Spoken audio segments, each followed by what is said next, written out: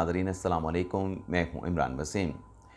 नाज़रीन, इस प्रोग्राम में 3 मौज़ूआत पर आपके साथ हम बात करेंगे और प्रोग्राम का आगाज़ करेंगे उस ख़बर से जिसका मैंने थंबनेल पे ज़िक्र किया है कि होशियार आखिर ये झूठ कब तक बिकेगा। नाज़रीन, इस ख़बर पे बात करने का मकसद ये है कि आपको फ़ेक न्यूज़ से होशियार किया जाए। 22 अप्रैल से लेकर नाज़रीन 10 मई तक एक झूठ मुसलसल बेचने की कोशिश की गई। ना सिर्फ उस झूठ को बेचा गया बल्कि पाकिस्तान के अवाम को, ख़ास तौर पे पाकिस्तान के अवाम की बात कर रहा हूँ, उन्हें खौफज़दा करने के लिए इस झूठ के साथ जो खौफ है, खौफ की मिलावट भी की गई।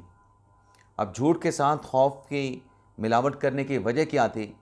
अवाम पहले खौफज़दा थे, उनको मज़ीद डराना था, उनको मज़ीद खौफज़दा करना मकसूद था। लेकिन अल्लाह के फ़ज़ल से जंग जो है कभी अच्छी नहीं होती। पाकिस्तान और भारत के मबैन जब 10 मई को सीज़ फायर होता है और भारत की शिकस्त के ऊपर, भारत की नाकामी के ऊपर ये सीज़ फायर का एग्रीमेंट तय पाता है, उसके बाद भी ऐसे एलिमेंट्स जो कि कुछ हमारे नेशनल मीडिया पे मौजूद हैं, लेकिन ख़ास तौर पे उनकी जो एग्जिस्टेंस है वो सोशल मीडिया पे है और वहाँ पे उनसे कोई पूछने वाला नहीं, उनकी कोई बाज़-पुस नहीं, उनका कोई एहतसाब नहीं। उनकी तरफ से फिर सोशल मीडिया पे बड़ी शिद्दत के साथ ये झूठ फैलाने की कोशिश की गई और एक आध तज्ज़ियाकार को मैंने नेशनल न्यूज़ चैनल पे भी सुना, जो ये कह रहा था कि जंग बंदी के बाद भारत पाकिस्तान के साथ एक बड़ी जंग की तैयारी कर रहा है और इस जंग में इसराइल तो उसके साथ पहले ही था, लेकिन अब इस जंग में अमेरिका भी उसके साथ शामिल हो गया है। यानी ऐसे एलिमेंट्स की तरफ से पाक भारत कशीदगी के ख़ात्मे को अमरीकी, भारतीय और इसराइली साजिश करार दिया गया और इसको तड़का लगाने के लिए या इसको सपोर्ट करने के लिए ये कहा गया कि भारत के एयरपोर्ट पे कुछ ऐसे मिलिट्री एयरक्राफ्ट ने लैंड किया है जिसमें अमेरिकन सोल्जर भी हैं, जिसमें इसराइली सोल्जर भी हैं। ज़ाहिर सी बात है कि इस किस्म की ख़बरें जब सोशल मीडिया पे चलेंगी, अवाम आजकल सोशल मीडिया के साथ बहुत ज़्यादा अटैच हैं, तो अवाम में एक ख़ौफ तो पैदा होगा। अवाम खौफज़दा तो होंगे कि ये हमारे साथ बड़ी चालाकी के साथ, बड़ी होशियारी के साथ बातचीत करके सीज़ फायर कर लिया गया है, लेकिन यहाँ पे हकीकत तो कुछ और है। यहाँ पर तो भारत पाकिस्तान के ख़िलाफ़ बड़ी जंग की तैयारी कर रहा है। लेकिन नाज़रीन, अब इस फेक न्यूज़ का ख़ात्मा हो चुका है। इस फेक न्यूज़ के ऊपर जो क्लैरिफिकेशन सामने आई है, अब क्लैरिफिकेशन किसने की है? ये पूरी पाक भारत कशीदगी के दौरान भी फेक न्यूज़ फैलाई गई। अब उन फेक न्यूज़ के ख़ात्मे के लिए मारखोर की जानिब से एक व्हाट्सएप चैनल बनाया गया। एक्स अकाउंट तो उसका पहले से मौजूद था, लेकिन अब मारखोर ने इस बात को क्लियर कर दिया है अपने व्हाट्सएप चैनल पे और अपने ट्विटर अकाउंट पे कि कोई ऐसा जहाज़ जो लैंड करे, जिसमें कौन मौजूद है, उसमें क्या सामान भेजा गया है, इस बात की मारखोर को मुकम्मल ख़बर होती है। दरअसल मारखोर की जानिब से बताया गया है कि सोशल मीडिया पे चलने वाली जो ख़बरें हैं वो मुकम्मल तौर पे फ़ेक न्यूज़ हैं।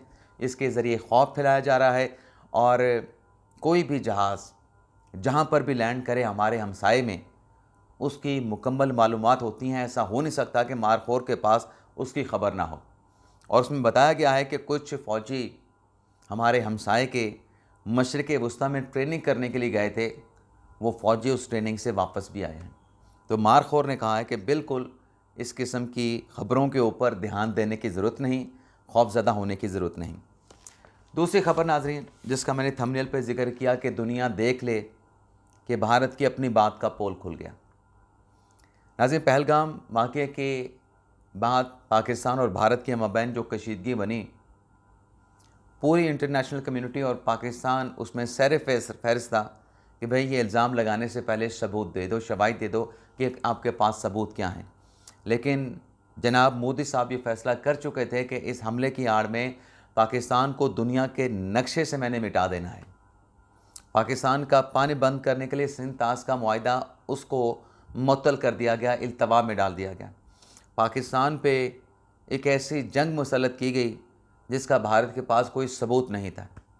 पाकिस्तान के पहले 6 मकामात पे हमला किया गया, फिर 3 मकामात पे हमला किया गया, पाकिस्तान के 3 एयर बेसेस पे। टोटल 9 हो गए।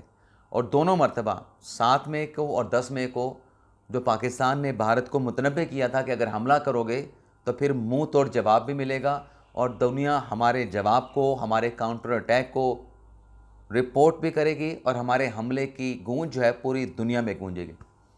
तो पाकिस्तान ने ये करके दिखाया।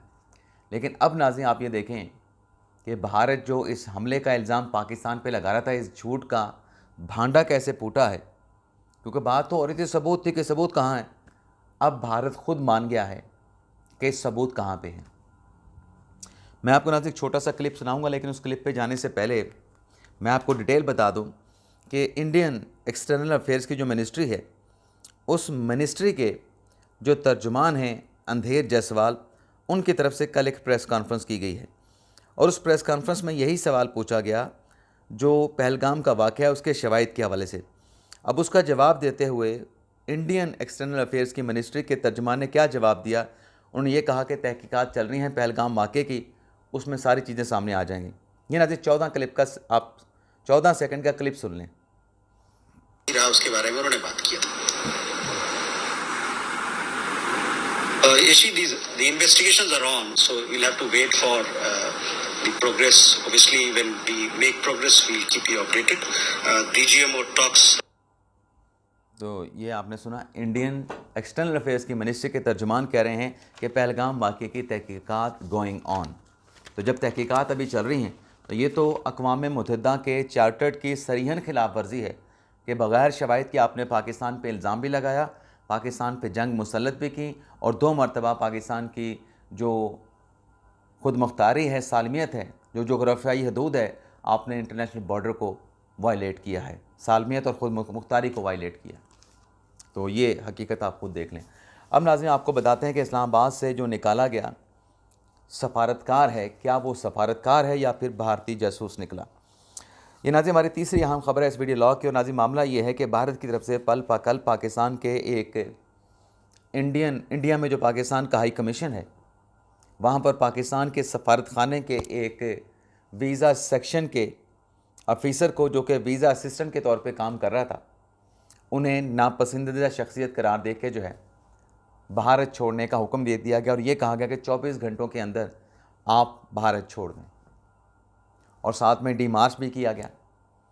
एक तो नाज़रीन ये भारत में डेवलपमेंट हुई कि वो जो रहीम साहब थे, वीज़ा सेक्शन के असिस्टेंट थे, वो ऐसी सरगर्मियों में इन्वॉल्व थे जो कि इल्लीगल थी। उसके बाद नाज़रीन ख़बर सामने आती है कि जो जैसे भारत की तरफ से पाकिस्तान के एक सफारतखाने के एहलकार को भारत ने पसंदीदा शख्सियत करार दे के वहाँ से निकाला है, पाकिस्तान की तरफ से भी ऐसा ही इकदाम उठाया गया और भारत के हाई कमीशन के जो कि इस्लामाबाद में है, उनके एक एहलकार शंकर रेड्डी को जासूस करार दे के पाकिस्तान से 24 घंटों के अंदर नापसंदीदा शख्सियत करार दे के जो है वो निकाल दिया गया है। और इस हवाले से रात जो तर्जुमान है पाकिस्तान के दफ्तर ख़ारजा के, उनकी तरफ से स्टेटमेंट जारी किया गया, प्रेस रिलीज़ जारी किया गया कि ये इंडियन हाई कमीशन के एहलकार को हम यहाँ से निकाल रहे हैं। अब वो सफारतकार था या फिर सफारतकार के रूप में जासूस था, लेकिन पाकिस्तान के लेटर में दुनिया को यही लिखा गया है, पाकिस्तान के जारी किए गए भारत को जो मरासला है, जो डिमार्च है, उसमें यही कहा गया है कि आपका ये बंदा पाकिस्तान में सफारतकारी की एक्टिविटीज़ में नहीं बल्कि जासूसी में मुलव्वस है। इजाज़त चाहते हैं नाज़रीन, अल्लाह हाफ़िज़।